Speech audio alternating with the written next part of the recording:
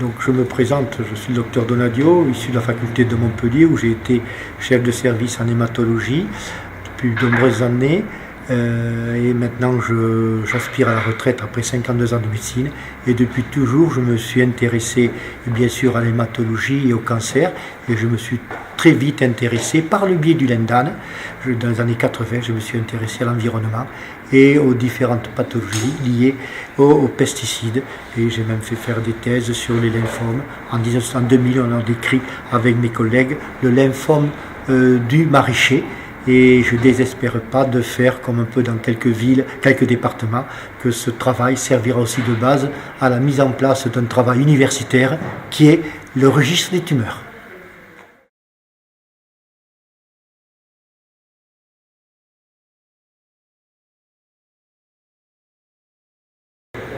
Donc merci de m'accueillir pour cette interview résumée qui va essayer de présenter un petit peu notre travail, qui a été fait depuis plus de 2 ans sous l'égide de FNE 82 et surtout de la veille sanitaire. C'était important de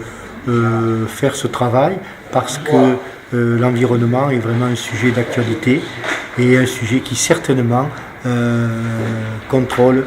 la santé des populations et surtout des riverains. Alors pourquoi cette étude ? Parce que donc j'avais été interrogé par des personnes qui étaient surprises d'avoir des taux de pesticides importants dans leur eau. Et à partir de là, on a essayé de voir s'il y avait une extension plus importante qu'au niveau de ce site isolé autour de Montauban. Et surtout, en s'appuyant sur la littérature, on s'est aperçu que rien n'avait été fait sur le riverain. Et donc dans ces conditions, nous avons mis en place une étude d'interrogation des riverains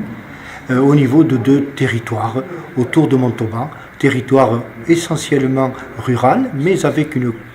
forte imprégnation arboriculture et donc de sulfatage et donc de pesticides. 2 territoires avec une enquête méthodologique très précise, anonyme et surtout indépendante, et qui a permis donc d'interroger plus de 1000 riverains et de dégager des risques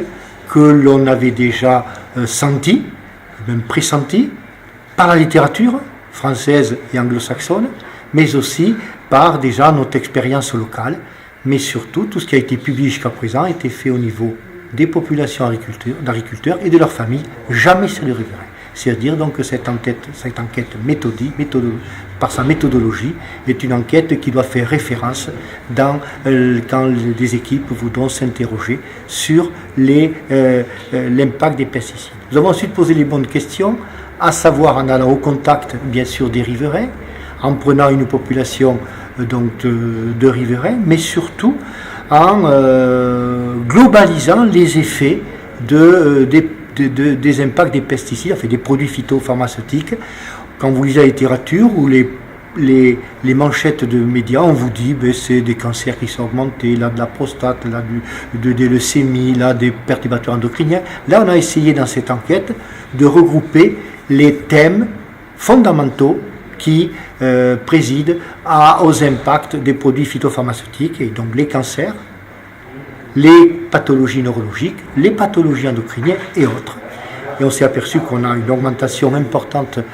significative des cancers, multipliée par 3 dans la prévalence, mais surtout, ce qui nous a intéressé, c'est non pas tant de dire qu'il y a une augmentation de tel ou tel cancer, mais de montrer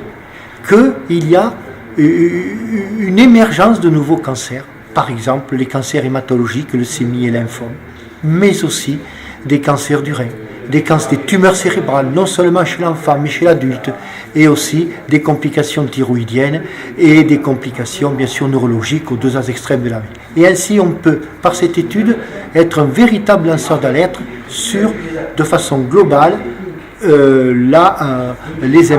démontrer l'impact de façon globale, les impacts des produits phytosanitaires au niveau d'une population donnée. Certes, une photographie, mais c'est une photographie qui existe, et on ne pourra pas faire avec maintenant. Elle va être publiée, présentée aux ARS et surtout diffusée à l'ensemble de nos riverains qui ont participé à cette étude et qui, il faut bien le dire, dans 80% des cas, a été assez bien admise. C'est vrai qu'ils sont plus dubitatifs quant aux résultats, mais je pense qu'il faut vraiment, dans notre état d'esprit, il vaut mieux énoncer les problèmes que les dénoncer, mais surtout nous ne renonçons pas à notre habit de lanceur d'alerte. Et il faut savoir que les pesticides en général sont un problème de santé publique, mais qu'il y a d'autres problèmes extrêmement importants, et c'est pour ça que je fais le lien avec mon métier de médecin, santé publique. Le problème des antibiotiques, le problème des autres pollutions, fait que manifestement, surtout chez les riverains qui vont maintenant à la campagne, eh bien, leur santé est parfois mise en jeu, et c'est l'enjeu des 20 années à venir.